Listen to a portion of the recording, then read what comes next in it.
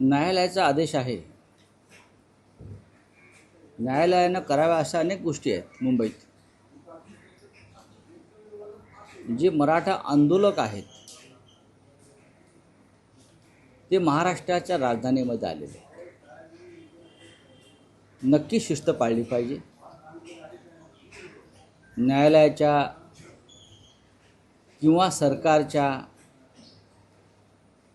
एकंदरीत चौकटीमध्ये आंदोलन करणं गरजेचं आहे, हे न्यायालयाचं म्हणणं योग्य आहे. पण प्रश्न इतकाच आहे की हे सगळे मराठी बांधव आहेत आणि ते महाराष्ट्राच्या राजधानीमध्ये आलेले. ते घुसखोर आहेत का? ते घुसखोर नाही आहेत. ते उपरे आहेत का? ते उपरे नाही आहेत. ते परप्रांतीय आहेत का? ते परप्रांतीय नाही आहेत. ते दहशतवादी आहेत का? ते दहशतवादी नाहीत. फक्त त्यांना एका चौकटीमध्ये आंदोलन करणं गरजेचं आहे. न्यायालयानं ज्यांना बाहेर काढावं असे खूप लोक या मुंबई शहरामध्ये आहेत. अगदी गौतम अडाणीसह ज्याने धारावीच गिळली मराठी माणसाची, असे अनेक लोक आहेत. अनेक विषयावर न्यायालयामध्ये निर्णयच लागत नाहीत वर्षानुवर्ष. मग हायकोर्ट असेल किंवा सुप्रीम कोर्ट असेल, आम्ही वर्षानुवर्ष न्यायालयाच्या किंवा न्यायाच्या प्रतीक्षेमध्ये आम्ही सगळे असतो. आम्ही आहोत, आजही शिवसेना आहे. पण आमच्या मराठी बांधवांना बाहेर काढण्यासाठी तात्काळ निर्णय झाला. आम्ही जे म्हणतोय की न्यायालयामध्ये एका विशिष्ट विचारांचे लोक बसवले गेले, अगदी भाजपच्या प्रवक्त्यांपासून. त्याचा हा परिणाम नाही ना, ही अत्यंत गंभीर गोष्ट आहे. मला वाटत नाही की न्यायालयाने जरी आदेश दिला असला तरी सरकार हे किती ताकदीनं करू शकेल, आणि सरकारने हे करूसुद्धा नाही. संपूर्ण महाराष्ट्रामध्ये त्या संदर्भात एक वेगळं वातावरण निर्माण होईल. काल आझाद मैदानामध्ये हे आंदोलन सुरू आहे. अशी एक सूचना आलेली आहे, मला असं वाटतं बाळा नांदगावकर यांच्याकडून, की त्यांना वानखेडे स्टेडियममध्ये आंदोलकांना एकत्र जागा द्या. वानखेडे स्टेडियम हा ॲक्टिव्ह आहे. वानखेडे स्टेडियममध्ये आपले सामने होतात सध्या. तिथे आपण म्युझियम्स उभारलेले आहेत. परवाच एक म्युझियम झालं. त्यानंतर सुनील गावस्करांपासून सचिन तेंडुलकर, शरदराव पवार यांचे पुतळे उभारले. सातत्यानं तिकडे अशा प्रकारचे क्रिकेटचे कार्यक्रम होत असतात. त्यापेक्षा मुंबईमध्ये ज्या मैदानावर क्रिकेट सध्या होत नाही आणि तिथे फक्त तो श्रीमंतांचा एक क्लब आहे, ते बेब्राम स्टेडियम आहे. त्यासाठी ज्याला तुम्ही CCI क्लब म्हणता, ते अधिक योग्य ठरेल.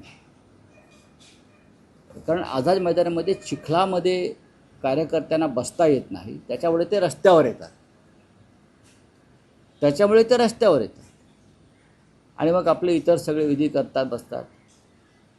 त्यापेक्षा जर बेब्राम स्टेडियमला त्यांना जागा देऊ शकतो, हे मी फार गांभीर्यानं सांगतो आहे. पण तिथे आता क्रिकेटचे सामने होत नाहीत त्या मैदानामध्ये. एकेकाळी व्हायचे. त्यांनी वसंतराव नाईक असताना जो इतिहास आहे, मराठी माणसाच्या दुष्काळग्रस्तांच्या कार्यक्रमाला त्यांनी जागा नाकारली. असा तो क्लब आहे. तिथे आता काहीच होत नाही, फक्त दारू पिण्याशिवाय. तर काही काळ तो क्लब द्यावा जरांगेंच्या आंदोलनासाठी. पण जबरदस्तीनं हटवण्याचा उपक्रम जर कोणी सुरू करत असेल तर महाराष्ट्राच्या मंत्रिमंडळातील स्वतःला जे मराठी किंवा मराठी समजतात त्यांना याचा जाब विचारावा लागेल. आपण आजचं छायाचित्र पाहिलं असेल. उपसमितीच्या बैठकीचं छायाचित्र आहे. मुख्यमंत्री, उपमुख्यमंत्री राधाकृष्ण विखे पाटील, शिवेंद्रराजे भोसले त्यांच्या चेहऱ्यावरती अजिबात गांभीर्य नाही. असं जसं काजू बदाम खाताना फोटो आहे. लोक उपाशी आहेत बाहेर. हे या सरकारचं या आंदोलनाबाबतचं गांभीर्य आहे. या जातीला त्या जातीविरुद्ध उभं करायचं, त्या जातीला त्या जातीविरुद्ध उभं करायचं, कोर्टामध्ये माणसं पाठवायची, अराजक निर्माण करायचं, हे या सरकारचं काम. केंद्र सरकारनं हस्तक्षेप करावा आणि आवश्यक ती घटना दुरुस्ती करावी असा हा विषय आहे. एक लक्षात घ्या, शेतकऱ्यांनी जेव्हा आंदोलन केलं दिल्लीच्या सीमेवर 2 वर्षाच्या पेक्षा जास्त काळ, तेव्हा त्या आंदोलनापुढे सरकारला झुकावं लागलं आणि 3 काळे कायदे मागे घ्यावे लागले नरेंद्र मोदींना. हे आंदोलन त्याच प्रकारचं आहे आणि या आंदोलनाच्या संदर्भातसुद्धा सरकारला एक विशिष्ट घटना दुरुस्ती करून ओबीसी समाज, मराठा समाज, धनगर समाज या सगळ्यांना त्यांच्या आर्थिक निकषावर, आर्थिक दुर्बलपणावरती आरक्षण देण्याचा विचार करावा लागेल. पण परत सांगतो, आंदोलकांवरती जबरदस्ती करून त्यांना बाहेर ढकलण्याचा प्रयत्न केला तर महाराष्ट्र ऐन गणपतीमध्ये विस्कळीत. राऊत साहेब, तुम्ही म्हणालात की ब्रेबॉर्न स्टेडियम उपलब्ध करून द्यावं, पण काल न्यायालयानं वानखेडे किंवा ब्रेबॉर्न स्टेडियम उपलब्ध करून देण्याची मागणी यापूर्वीच फेटाळलेली नाही, त्यांना फेटाळायला काय झालं? मागणी करताना काही तुम्हाला भान आहे का? आम्हाला भान आहे ना. जर ग्राउंड्सना ऐतिहासिक संदर्भात नाही, मग मुंबईच्या उच्च न्यायालयातसुद्धा ऐतिहासिक संदर्भ आहेत. आतापर्यंत एखाद्या पक्षाचे प्रवक्ते त्या उच्च न्यायालयाच्या खुर्चीवरती कधी विराजमान झाल्याचं आम्हाला दिसलं नव्हतं. अधिकृत प्रवक्ते बरं का. मराठी माणसालाच भान आहे इथे. ही मुंबई मराठी माणसाची आहे आणि त्या संदर्भात उच्च न्यायालयानं भान ठेवणं गरजेचं आहे. हे मी उच्च न्यायालयाचा सन्मान आणि आदर माझ्या मनातला कायम ठेवून सांगतो. ज्या उच्च न्यायालयामध्ये भाजपचे प्रवक्ते, एका विशिष्ट विचारांचे मुख्य प्रवक्ते प्रत्यक्षपणे न्यायाधीशांच्या खुर्चीवर बसवले जातात, तेव्हा कुठे जातं भान? महाराष्ट्रात बेभान का झालं आहे? न्यायव्यवस्थाच कोलमडलेली आहे. न्यायव्यवस्थेवरती जो काल निर्णय दिलेला आहे हे न्यायालयाचं कामच नाही.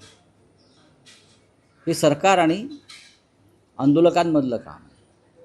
मी यापूर्वी सांगितलं आहे, महाराष्ट्राच्या मुख्यमंत्र्यांनी या उपसमित्यांच्या बैठका घेऊन काजू बदाम बिस्किटं खाण्यापेक्षा या राज्यातल्या प्रमुख विरोधी पक्ष नेत्यांना एकत्र आणलं पाहिजे. माजी मुख्यमंत्री आहेत त्यांना एकत्र आणलं पाहिजे, त्यांच्याशी चर्चा केली पाहिजे आणि त्यानंतर जरांगेंशी चर्चा केली पाहिजे.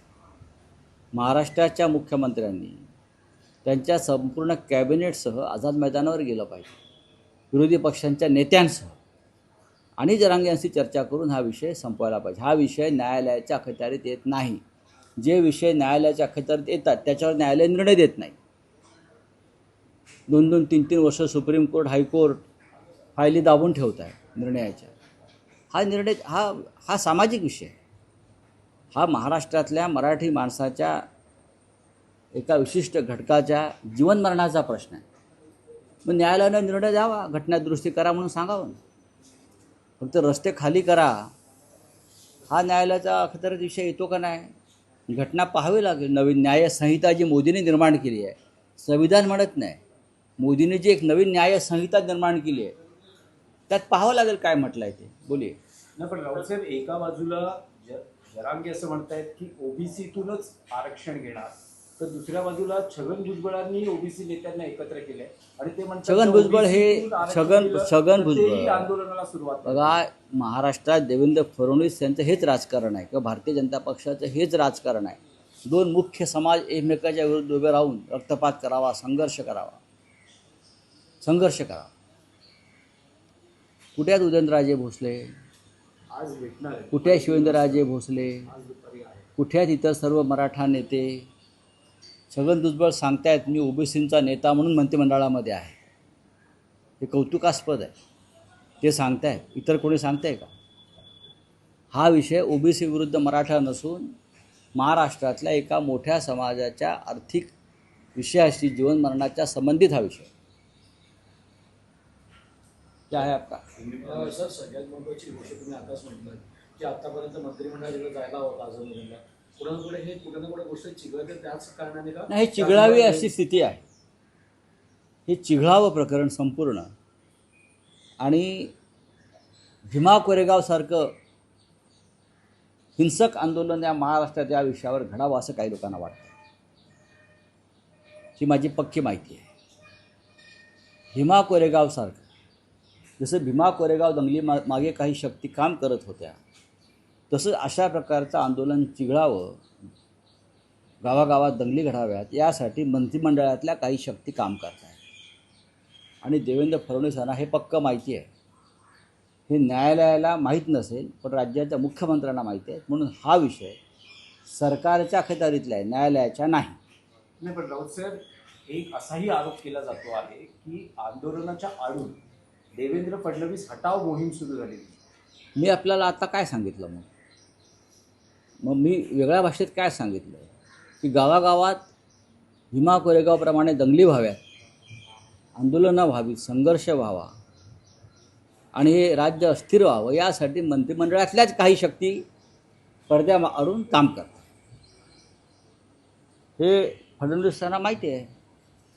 फडणवीसांनी आपल्या घरामध्येच आग लावली आहे, शिवसेना फोडून, आम्हाला फोडून. त्यांना आता कळेल की त्याने किती मोठा गोंधळ या राज्यामध्ये घालून ठेवलेला आहे आणि स्वतःच्या बुडाला कशी आग लावून घेतलेली आहे. नाही, पण मंत्रिमंडळातल्या काही शक्ती आहेत असं म्हणतात, तर त्या त्यांच्या पक्षातल्या आहेत की त्यांच्या मित्र पक्षातल्या? नक्कीच त्यांच्या मित्रपक्षातला आहेत. नक्कीच त्यांच्या पक्षामध्ये थेट नाव घेऊ शकतात. मी घेईन ना नाव. आणि नाव घ्यायला कशाला पाहिजे? नाव कशाला घ्यायला पाहिजे? अजिबात नाही. या आंदोलनाच्या आडून काही लोक आपल्या राजकीय पोळ्या भाजण्याचा जर प्रयत्न करत असतील, न्यायालयानं ते सुद्धा गांभीर्यपूर्वक पाहावं लागेल. आणि सरकारनं खास करून अमित शहानी पाहावं लागेल. कारण अमित शहांच्या पाठिंब्याशिवाय ती व्यक्ती हे सगळं करू शकत नाही. याचा अर्थ देवेंद्र फडणवीस यांना अडचणीत आणण्यासाठी दिल्लीतल्या भाजपातून एक मोठा गट प्रयत्न करतो.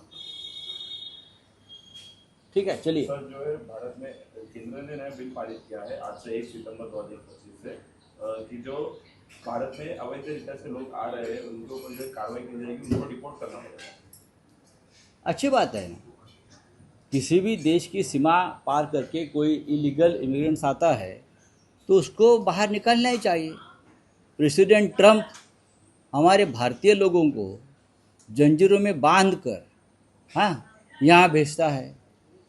तो मुझे मोदी जी से आह्वान है कि यहाँ भी अगर कोई अमेरिकन होगा इलीगल रहता है तो उसको भी इसी तरह से जंजीर में जकड़ कर अमेरिका में भेज दीजिए. सर, बिहार एसआईआर विवाद पर विपक्ष को बड़ा झटका दिखा दे रहा है. आपत्ति और दावे दर्ज करने समय सीमा में बढ़ोतरी सुप्रीम कोर्ट ने इनकार कर दिया है. कैसे देखते हैं?